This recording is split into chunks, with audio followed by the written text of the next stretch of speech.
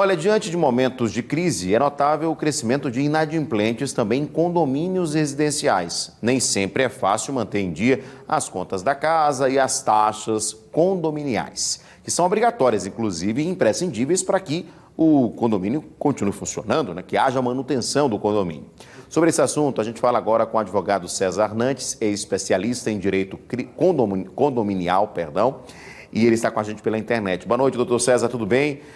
Início de ano, geralmente acontecem eleições, enfim, trocas de mandato dos síndicos, né? E aí tem que prestar contas. Aí quando vai prestar, tem um monte de conta lá em aberto de algumas unidades que não pagaram suas contas. E aí o que é que se faz, hein? Boa noite. Boa noite.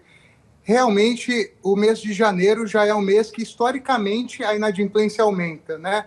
Muitas dívidas com relação a IPVA, IPTU, rematrícula da escola, e muitas vezes o condômino ele acaba optando pelo não pagamento da cota condominial por ser uma multa que o Código Civil determina, uma multa só de 2%, 1% de juros, ele acaba optando pelo pagamento de outras faturas, do cartão de crédito, outras despesas que a multa chega de 10% a 20%, e acaba não entendendo a necessidade, optando pelo pagamento da cota condominial, colocando em risco toda a coletividade. Não lembrando que é uma obrigação do condômino o pagamento da cota condominial e uma obrigação do síndico também a cobrança dessa cota condominial. Agora, a gente sabe que dependendo do tamanho do condomínio, essas cobranças são feitas por empresas terceirizadas e que fazem essa cobrança, muitas vezes em boletos, e aí tem aquele registro, o nome pode ser negativado.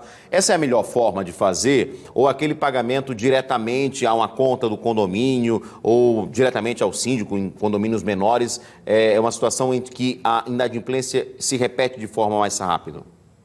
Claro.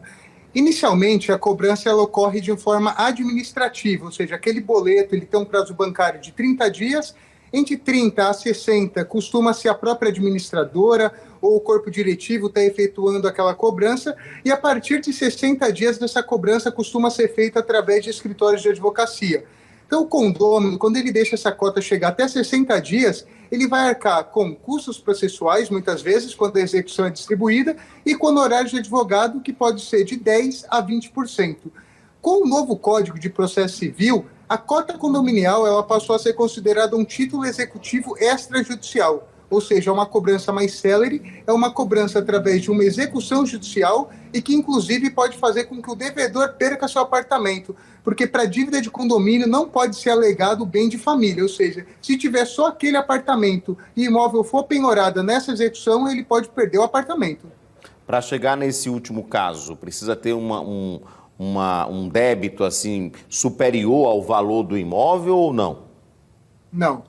O débito, a partir de 3 cotas, costumeiramente aquele condomínio ele já está entrando com uma ação judicial. Ele não deixa aquela dívida ficar muito grande, porque senão ela fica uma bola de neve. Porque fora a parcela do acordo que o condômino vai precisar fazer quando ele tem esse processo, ele também vai precisar honrar com a cota do mês. Então, sempre um bom senso, tanto do devedor, quando ele vai analisar que ele não vai conseguir pagar aquela cota condominial, procurar o corpo diretivo, tentar um parcelamento, como o corpo diretivo também analisar que às vezes compensa muito mais um acordo, mesmo parcelado, com que ele pague a cota do mês, evitando com que os adimplentes acabem pagando pelos inadimplentes. Porque esse percentual de inadimplência médio entre 5% a 15%, ele precisa entrar no condomínio porque todas as despesas do condomínio são arcadas com essa cota condominial. Então, quando aquele condômino não paga, os outros condôminos acabam pagando por ele. E é importante para que haja essa cobrança certinha